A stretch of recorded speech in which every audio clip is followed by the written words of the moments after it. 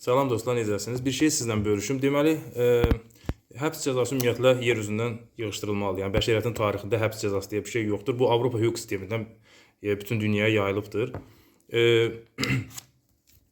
Allah Teala Qurani-Kərimdə konkret cəzalar nəzərdə tutubdur. Yəni məsələn, oğurluğun konkret cəzası, terrorizmin konkret cəzası, asayişi sabitliyi pozmaq istəyənlərin konkret cəzası və sairə, yəni insan işlətdiyi günahlara, haramlara qarşı konkret cəzalar nəzərdə tutulur. Yəni həbs cəzası, məsələn, bunu Allah Teala Qurani-Kərimdə, yəni dünyanı yaradan, dünyanın sahibi yaratdığı, ana bətnində yaratdığı bəndə haqqında həbs deyə bir şey nəzərdə tutmayıbdır. Yəni bu insanların yaratdığı, öz şəxsi təfəkkürlərindən irəli gələn bir hüquq sistemidir.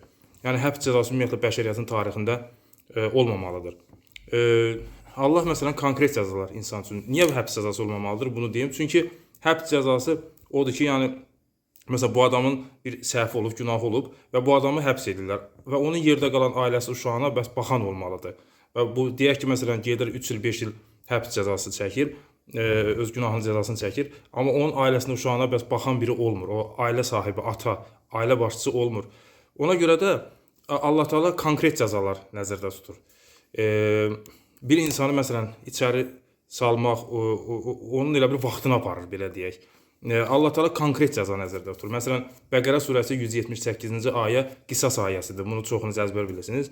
Yəni bir adam ki, sizin yaxınınızı öldürürsə, o adamı tutmaq yox, o adamı öldürmək lazımdır. Yəni bu Allah Teala'nın hökmüdür Qurani-Kərimdə. Öldürülənə qarşı qisas.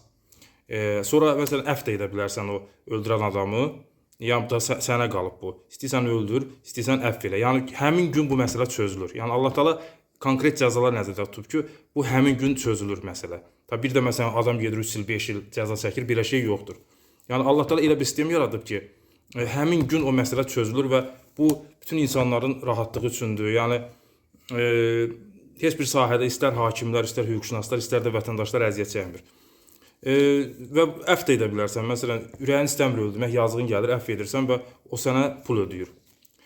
Və Maidə surəsi 33-cü ayədə məsələn yer üzündə təhlükəsizliyi, sabitliyi pozmağa çalışan insanları nə deyir Allah Teala? Deyir onları öldürün. Çünki bu adam manyakdır da, potensial cinayətkardır, təhlükə yaradır bütün cəmiyyət üçün, məsələn məktəbli uşaqlar üçün və yaxud da və s. Onları deyir öldürün, ya asın, ya da əllərini və ayaqlarını kəsin, ya da həmin yerdən sürgün edin.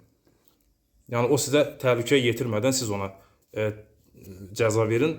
Əgər o adam tutulmamışdan qabaq, həmin o təhlükəli adam tutulmamışdan qabaq üzr istəsə, onda onlara heç nə eləməyin deyir Allah Teala.